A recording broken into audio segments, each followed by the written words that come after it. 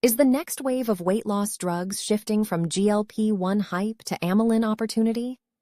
Here's what Zealand Pharma's stock swings are telling investors right now. The rapid rise and pullback in Zealand's shares is more than noise. It's a live readout of how narratives rotate in high-growth biotech. As enthusiasm cooled for one experimental asset, capital began drifting toward amylin-based obesity therapies. That shift highlights a market now defined by two mechanisms, not one, and a timeline that stretches into 2026.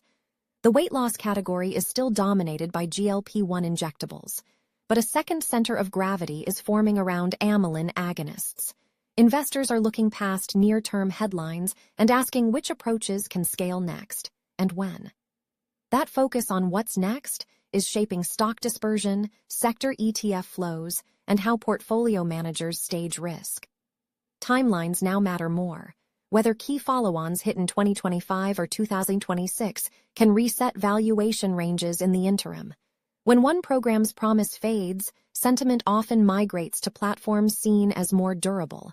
That is why amylin candidates are getting attention as a complementary path, not a replacement. It's diversification across mechanisms to reduce binary risk. Concentration risk is real. Two large incumbents still set the benchmark for efficacy, safety, supply, and commercial muscle.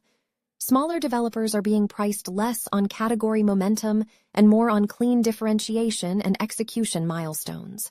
That means trial design, sequencing, and partnership signals can move stocks far more than broad obesity headlines. For equity investors, expect greater dispersion. Stock picking, catalyst maps, and position sizing matter. Sector ETFs may see internal rotation as holdings with credible amylin exposure gain weight, while single asset stories trade tighter to milestones. Portfolio discussions are coalescing around 2026 as a practical horizon to evaluate capital needs, trial progression, and possible deals. The practical takeaway: diversify by mechanism, not just by ticker. Anchor positions in proven leaders if you need stability, then layer targeted exposure to credible amylin programs. Size around catalysts and give timelines room to breathe. Track supply dynamics, trial readouts, and commercialization sequencing.